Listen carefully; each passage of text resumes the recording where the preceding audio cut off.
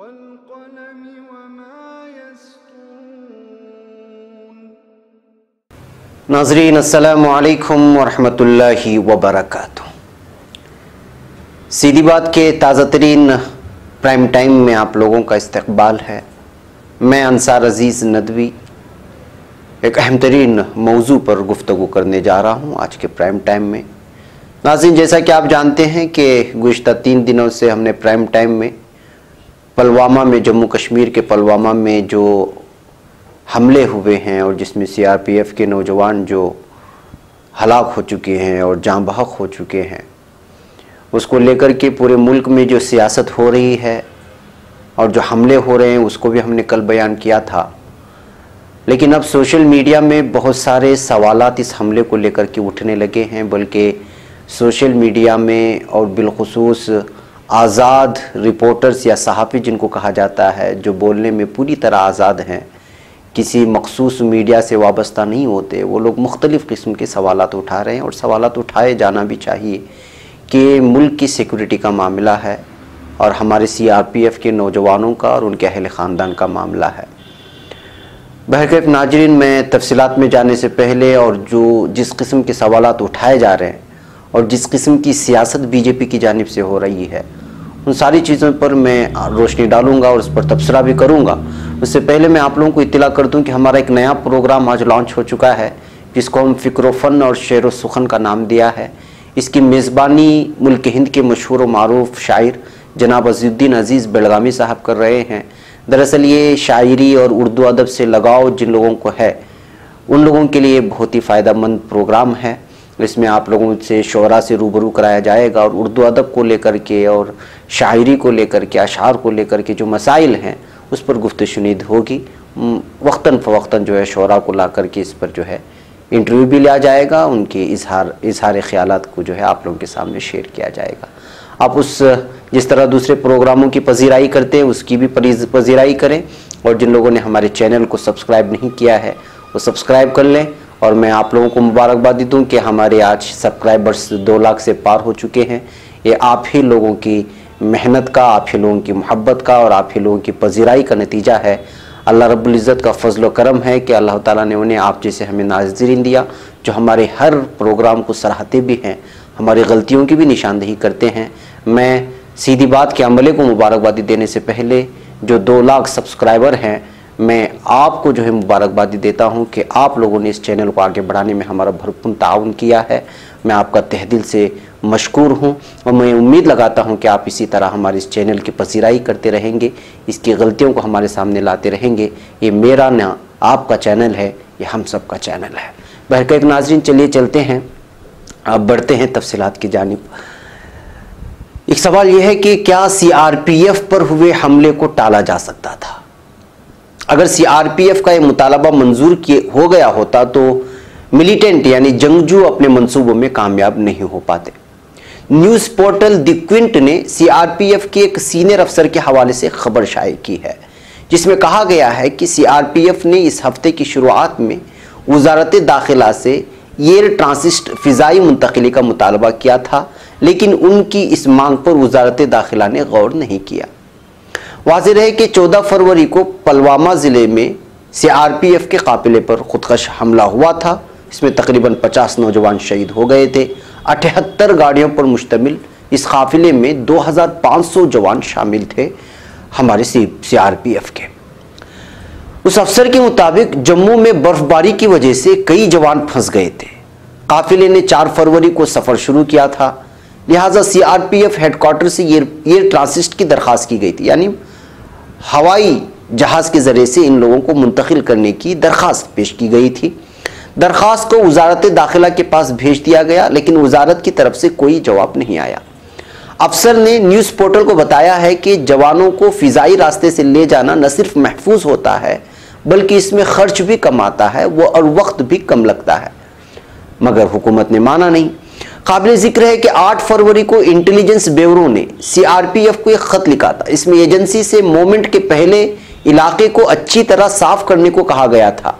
IB ने IED के इस्तेमाल का खदशा जाहिर किया था। हमले को लेकर कई सवालात उठ रहे हैं।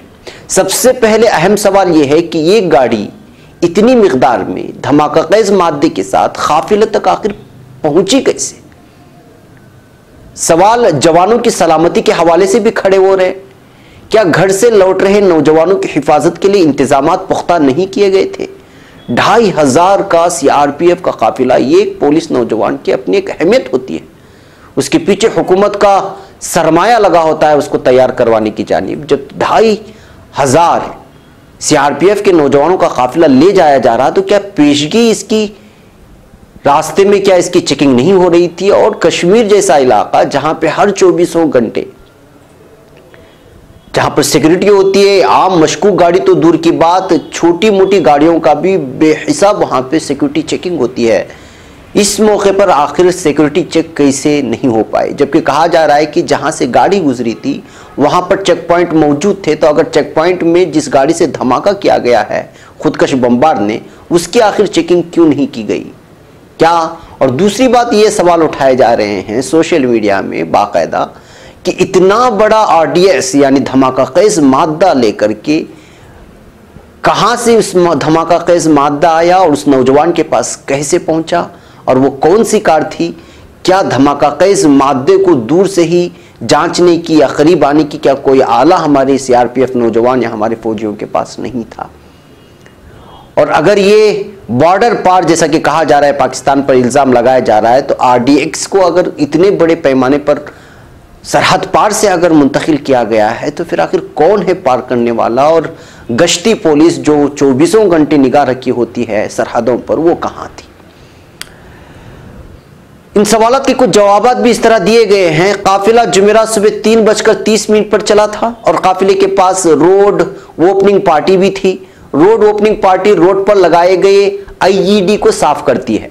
रोड ओपनिंग पार्टी का मतलब होती है जब काफिला गुजरता है तो उससे पहले ही जो है जहां पर आईईडी को साफ करती है, यानी कि वो देखती है कि कोई मुश्किलात तो नहीं है, कोई रुकावटें नहीं थी। और आरओपी क्लियरेंस मिलने के बाद ही मूवमेंट होता है, यानी कि जब उनको बता दिया जाता है कि आगे कोई खतरा नहीं है, यानी आरओपी क्लियरेंस जिसको कहा जाता है, ये जब मिलता है तभी मूवमेंट होता है इन नौजवानों का। मूवमेंट के वक्त सिविल व्हीकल की नकल हमल जारी रहती है, यहां तक कि सिविल गाड़ी ओवरटेक कर सकती है और कई मरतबा गाड़ी काफिले के बीच में भी आ जाती है। यानी कि जब इस तरह की पुलिस अफसरान की गाड़ियां, उन फौजियों की गाड़ियां गुजरती हैं और जब उनको आरओपी क्लियरेंस मिल जाता है, तो ऐसे मौके पर जो सिविल गाड़ियां होती है, निजी गाड़ियां जो गुजरती हैं रास्तों से, उन पर किसी भी किस्म की पाबंदी नहीं होती। वो ओवरटेक भी कर सकते हैं, बीच में भी हो सकते हैं, यहां चूक हो गई होगी। कुछ खतरनाक मकामात के नजदीक पहुंचने के बाद काफिले में कुछ बुलेट प्रूफ व्हीकल्स को शामिल किया जाता है। उनका काम मिलिटेंटों की फायरिंग रोकना होता है, यानी कि जब इस तरह के काफिले गुजर रहे होते हैं वहां पर बीच बीच में बुलेट प्रूफ व्हीकल्स को शामिल किया जाता है कि वो बीच में आकर के जो है सेफ्टी फराहम करे, ताकि जंगजू जब कोई हमला करना चाहे तो वो हमला करे भी तो वो नाकाम रहे, इसलिए कि वो बुलेट प्रूफ व्हीकल्स होते हैं, गाड़ियां होती हैं। काफिले में जिन बसों में जवान सवार थे वो बुलेट प्रूफ नहीं थे। ये भी सोचने की बात है कि उनको बुलेट प्रूफ जब गाड़ियां क्यों नहीं दी गई, जब अगर हवाई जहाज से उनको मुंतकिल करने की इजाजत नहीं मिली तो कम से कम बुलेट प्रूफ गाड़ियां दी जानी चाहिए थी। पुलवामा मामले में आईईडी से भरी गाड़ी अपोजिट लेन में बाएं तरफ चल रही थी। बाएं तरफ, जब अपोजिट लेन में बाएं तरफ चल रही थी तो फिर सामने वाले को क्यों नहीं पता चला? और इतना बड़ा धमाका खेज मादा एक खार में रख करके आ रहे थे, तो उसको इस तरह सामने से आकर के धमाका करने के लिए किस अंदाज में हुआ? क्या जिस अंदाज में उस तेज रफ्तारी के साथ आ रही थी, तो क्या उस पर बीच में चेक पोस्ट में किसी भी अंदाज में शक नहीं हुआ? ये सारे सवालात हैं जो सामने आ रहे हैं। जैसे काफिला मिलिटेंट गाड़ी के नजदीक पहुंचा, उसने धमाका खेज मादे से भरी कार को उड़ा दिया था। तो एक जगह यह भी लिखा हुआ मिला है कि पीछे गाड़ी पर बार बार कोशिश कर रहा था हमला करने की, जब नहीं हुआ तो बीच की तीसरी गाड़ी से टकरा करके धमाके से उड़ाया है।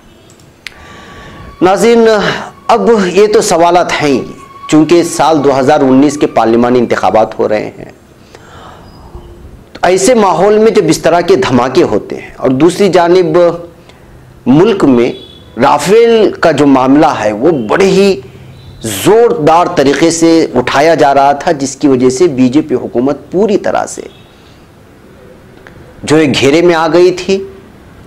और इसी सियासी पस मंजर में यकायक पुलवामा दहशतगर्दाना हमले ने गोया सियासी बिसात ही बदल कर रख दी है।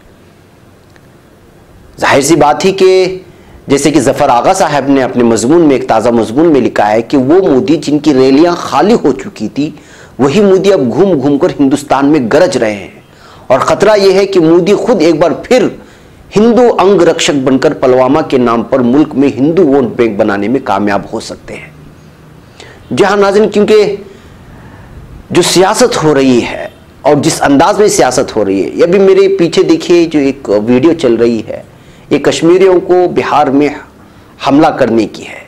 अब ये समझ में नहीं जा रहा है कि जब किसी भी तरह से किसी मखसूस कौम को किस तरह से आप जो है हमला कर सकते हैं, उस मखसूस कौम से वाबस्ता अफराद को। ये बिहार में है जहां पर जो है ताजिरों पर हमला किया जा रहा है। एक और तस्वीर बदलेगी मेरे पीछे देखिए, इस पार्लियामेंट के इसकी कि ये एक जगह से गुजर रहे हैं, एक शहीद के जसद खाकी को लेकर के गुजर रहे हैं और बाकायदा उसके लिए सियासत के लिए इस्तेमाल कर रहे हैं। ये मेंबर पार्लियामेंट हैं और हंस भी रहे हैं, इनको रत्ती बराबर भी गम नहीं है कि कौन शहीद हुआ है, उनके अहल खाना की क्या हाल होगी। जसद खाकी को अपने रख करके रैली निकाल करके अपनी गाड़ी में वहाँ पे ये दोनों एक ही तस्वीरें हैं। पीछे देखिए ये उनके साथ लगे हुए अफराद हैं, ये सब पार्लियामेंट बीजेपी के मेंबर पार्लियामेंट हैं और बाकायदा जो है जसद खाकी को रैली की शक्ल में ले जाया गया और फिर जो है हंस रहे हैं। और ये भी देखिए, ये पाकिस्तान मुर्दाबाद के नारे लगाए जा रहे हैं और फिर बीच बीच में जो है हंसा भी जा रहा है। ये है हमारे नेताओं का हाल कि उनको पता भी नहीं है, इतने हसासियत से खाली ये लोग नेता लोग हैं कि हर चीज़ को, मुर्दों को भी, जिंदों को भी, हर चीज़ को ये लोग सियासत के लिए इस्तेमाल करना चाहते हैं। बहरकैफ नाजरीन, अगला लोकसभा इंतखाब जीत पाना तकरीबन नामुमकिन हो चुका था बीजेपी के लिए। मोदी 16वीं लोकसभा के ख़त्म होते होते सियासी बाजी हार चुके थे। नोटबंदी, जीएसटी, किसानों की खस्ताहाली और नौजवानों की बढ़ती बेरोजगारी ने सारे मुल्क में मोदी की साख तोड़ दी थी। सन 2014 का मोदी पिछले एक बरस में ख़त्म हो चुका था। अब संघ की भरपूर हिमायत के बावजूद मोदी के लिए बीजेपी को इंतखाब जितवाना नामुमकिन सा हो चुका था। राजस्थान, मध्य प्रदेश, छत्तीसगढ़ में हालिया शिकस्त के बाद यह नजर आने लगा था कि मोदी की कमर टूट चुकी है। फिर दूसरी जानिब सेकुलर खीमे में इत्तेहाद की लहर चल पड़ी थी। पिछले लोकसभा इंतखाबात में जब मोदी ने पूरी अक्सरियत हासिल की थी तो उस वक्त भी बीजेपी को महज 31% वोट मिले थे, जैसे जफर आगा साहब ने लिखा है। यानी मोदी के खिलाफ साल 2014 में भी 69% वोट पड़े थे, लेकिन इन 69% वोट के आपस में बढ़ जाने से मोदी को फायदा हुआ था। जाहिर है कि अपोजिशन इत्तेहाद के बाद इंतखाबी नताइज इस बार कुछ और ही होते, लेकिन इस सियासी पस मंजर में पुलवामा दहशतगर्दाना हमले ने गोया सियासी बिसात ही बदल कर रख दी है। और अब जो है इस पुलवामा हमले को सामने रखते हुए बीजेपी खुद को हिंदू का अंगरक्षक मान करके 2019 के इंतखाबात का रुख एक खतरनाक सियासत की जानिब मोड़ दिया जाएगा, ऐसा महसूस किया जा रहा है। लेकिन नाज़रीन, इस बीच में एक सवाल है। यास्मीन रशीदी एक बेहतरीन कालम निगार हैं, इन्होंने बेहतरीन अंदाज में एक मजमून लिखा है इस पस मंज़र में। वो लिखते हैं अपनी एक जगह, मैं कश्मीर और कश्मीर की सियासत के बारे में नहीं जानती, लेकिन 14 फरवरी को पुलवामा में हुए हमले ने ऐसी कैफियत में मुब्तला कर दिया है जिससे बाहर निकलना इस वक्त मेरे बस में नहीं। 40 जवानों की मौत, शहादत एक डरावने ख्वाब की तरह है। इन सब के दरमियान एक किरदार बार बार मेरे सामने आता है और कहता है, मैं मूसा की बात कर रही हूँ। वो कहता है, यानी कि एक नाविल है, एक न एक दिन कश्मीर भी इंडिया को खुद को उसी तरह तबाह करने पर मजबूर कर देगा। हो सकता है तब तक तुम लोग हम सबको अंधा कर चुको, हम में से हर आदमी को अपने पैलेट गनों से, लेकिन तुम्हारे पास फिर भी आंखें होंगी ये देखने के लिए कि तुमने हमारे साथ क्या कुछ किया है। तुम हमें तबाह नहीं कर रहे हो बल्कि हमारी तामीर कर रहे हो। तबाह तो तुम खुद को खुद ही कर रहे हो। ये एक नाविल है, मूसा अरुंधति राय की एक नाविल है, बेपनाह शादमानी की ममलिकत, the ministry of utmost happiness एक किताब का नाम है। उसका तर्जुमा उर्दू में, उसका एक इख्तिबास जो है रशीदी ने पेश करते हुए, जिसका एक ख्याली किरदार है अपने नाविल में, लेकिन उसकी बातें तखय्युली नहीं हैं। रशीदी लिखती हैं, बहरकैफ इस नाविल को पढ़ने के बाद से ही कश्मीर की सियासत और वहाँ के हालात को समझने की कोशिश करती रही हूँ। इस नाविल में मुल्क के मुख्तलिफ हिस्सों की कहानियों के दरमियान कश्मीर और उसके नाम पर होने वाली सियासत को बहुत बेबाकी से पेश किया गया है। लेकिन इस नाविल का तस्करा यहाँ क्यों और इन नौजवानों की मौत का इस नावल से क्या रिश्ता है? यूं तो रिश्ता कुछ भी नहीं, लेकिन जैसा कि मैंने कहा, मैं कश्मीर की सियासत के बारे में ज्यादा नहीं जानती, इसलिए समझने की कोशिश करती रहती हूँ। आज अचानक सब्जी वाले के पास खड़ा बंदा उससे बातें करते हुए मुसलमानों को जिन अल्फाज से नवाज रहा था, उससे मुझे लगा जैसे मैं वाकई कश्मीर की सियासत, उसके मसले को नहीं समझती। यहाँ सब कुछ अब हिंदू और मुस्लिम हो गया है और सारे मसले का एक ही हल है कि मुसलमानों को कत्ल करके उनकी औरतों से रेप करके हरामी बच्चे पैदा किए जाए। ये नावल का हिस्सा मैं बता रहा हूँ। पता नहीं क्यों ऐसे में मुझे ये नावल, उसके किरदार शिद्दत से याद आए। वो सियासत जो कश्मीर को हमेशा इस्तेमाल करती रहेगी अपने मफाद में, और उसका अंजाम क्या होगा? शहरियों की मौत, नौजवानों की शहादत और जनाजे। ऐसा क्या है जिसने कश्मीर को जनाजों का शहर बना दिया है? कश्मीर की आग में अपनी सियासी रोटियां सेंकने वाले जानते हैं कि अगर ये आग बुझ गई तो शायद सबसे ज्यादा नुकसान उन्हीं का होगा। शायद इसीलिए वो इस आग को जलाए रखना चाहते हैं कि ताकि उनकी कुर्सी सलामत रहे और इख्तिदार का खेल जारी रहे। क्या इसका कोई हल भी मौजूद है?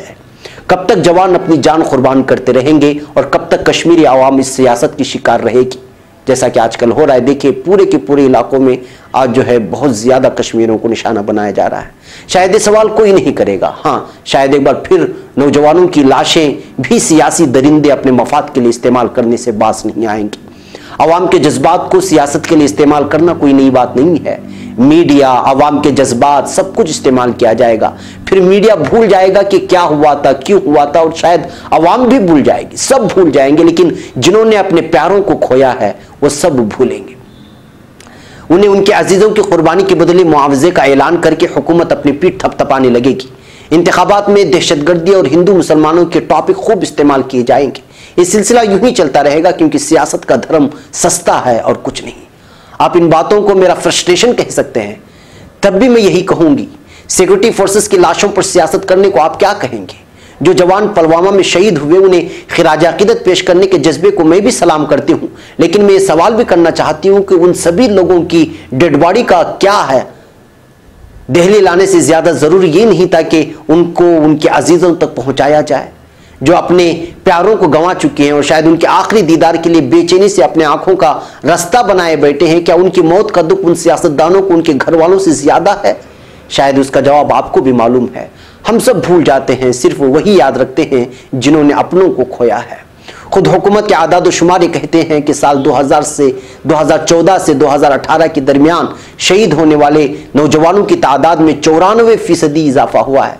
क्या अब भी ये समझना मुश्किल है कि सियासत के हम्माम में सब लोग नंगे हैं, सब सियासतदान नंगे हैं? अगर हुकूमत को शहीद होने वाले जवानों की इतनी ही फिक्र है तो आदाद शुमार बढ़ क्यों रहे हैं? सिर्फ जम्मू कश्मीर में गुज़िश्ता 4 सालों में दहशतगर्दाना हमलों में 177% से ज्यादा का इजाफा हुआ है। यह आदाद शुमार बहुत कुछ कहते हैं। अगर जज्बाती होकर नारे लगाने और गालियां बकने से फुर्सत मिल जाए तो हमें अपने हुक्मरानों से पूछना चाहिए कि कश्मीर को लेकर उनकी पॉलिसी क्या है? क्यों कश्मीर आज भी जनाजों का शहर बना हुआ है? क्या हम ये पूछ सकते हैं? शायद नहीं, क्योंकि हमारे अंदर हिंदू मुस्लिम का वो जहर भर दिया गया है कि हम इससे ऊपर उठकर सोच भी नहीं सकते, और न सोचने की गुंजाइश है और न हमें सोचने की इजाजत देते हैं ये सियासतदान। जम्मू के मुसलमानों पर हमले की खबरें आ रही हैं और उन्हें अपने घरों को छोड़कर मस्जिदों में पनाह लेना पड़ रहा है। तो क्या इस मुल्क को, हमारी जमहूरियत को यह सोचना नहीं होगा कि हम अपने शहरियों के लिए कितने ईमानदार हैं? क्या यहां भी सिर्फ बयानबाजी होगी और जोशीले नारे लगाए जाएंगे? और अगर ये सिलसिला यूं ही जारी रहा तो समझना चाहिए कि दहशतगर्द अपने मकसद में पूरी तरह कामयाब हो चुके हैं। सियासतदानों को यह बखूबी मालूम है कि अवाम और उसके जज्बात को कैसे इस्तेमाल करना है। आज माहौल ऐसा है कि मेरी बड़ी बहन को कहना पड़ता है कि रास्ते में सलाम मत किया करो, उससे पता चलता है कि तुम मुसलमान हो। ये कैसा डर है? क्या हम सब इसी डर के साथ जीने के आदी हो गए हैं? क्या इस तरह हम इस डर को सही साबित नहीं कर पा रहे? हाँ, शायद ये डर सही भी है कि हुकूमत भी पाकिस्तान से अलग दहशतगर्दी को तस्वुर ही नहीं कर पाती, इसके बारे में संजीदगी से गौर व फिक्र नहीं करना चाहती। कश्मीर को आज अपने हमदर्द और मुखलिस हुक्मरानों की जरूरत है। जी हाँ नाज़रीन, न सिर्फ कश्मीर को बल्कि इस पूरे मुल्क को सही, सच्चे और मुखलिस हुक्मरानों की जरूरत है, ताकि वो दहशतगर्दी का सही पैमाना लागू कर सके और आवाम को समझा सके कि दहशतगर्दी होती क्या है। जी हाँ नाज़रीन, मुझे यहाँ पर इजाज़त दें। हमारी बहन की जो तहरीर थी वो बड़ी ही हसास थी और दिल को छू लेने वाली थी, यास्मीन रशीदी की। चाह रहा था कि इस तहरीर को मैं कल ही पेश करूं, लेकिन कल कुछ और तफसीलात आप लोगों के सामने रखनी थी, इसलिए आज की इसमें प्राइम टाइम में लेकर के उसके जज्बात को आप लोगों के सामने रखने की कोशिश की और कुछ हक़ाइक़ आप लोगों के सामने इब्तिदा में रखने की कोशिश की। मुझे उम्मीद है कि हमारा पैगाम आप तक पहुँचा होगा और मैं इस उम्मीद के साथ कि इस पैगाम को भी आप, हमारी इस वीडियो को भी आप दूसरे लोगों तक पहुँचाने की कोशिश करेंगे और हमारे चैनल को जिन लोगों ने सब्सक्राइब नहीं किया है वो ज़रूर सब्सक्राइब करेंगे। और हमारे उन तमाम 2 लाख सब्सक्राइबर को मैं एक मरतबा फिर मुबारकबादी देता हूं कि आप ही की वजह से आप इस चैनल को मजबूत कर रहे हैं। मुझे उम्मीद है कि 1 लाख का जो सब्सक्राइबर थे वो 1 साल 2 महीने में हुए थे, उसके बाद जिस तेज़ी के साथ बढ़े हैं, सिर्फ 4 महीने के अरसे में 1 लाख सब्सक्राइबर्स बढ़े हैं। मुझे उम्मीद है कि 4 महीने में 1 लाख बढ़े हैं तो इस मरतबा 3 लाख करने के लिए हमें सिर्फ 2 या 3 महीने काफ़ी होंगे और इसके लिए आप लोगों का ताउन मेरे लिए बहुत ही ज़रूरी है। मुझे उम्मीद है कि हमारे चैनल को फ़रोग़ देने में और इसके सब्सक्राइबर्स बढ़ाने में आप मेरी पूरी जो है मदद करेंगे। इजाज़त दें। अस्सलामु अलैकुम वरहमतुल्लाहि वबरकातुहू।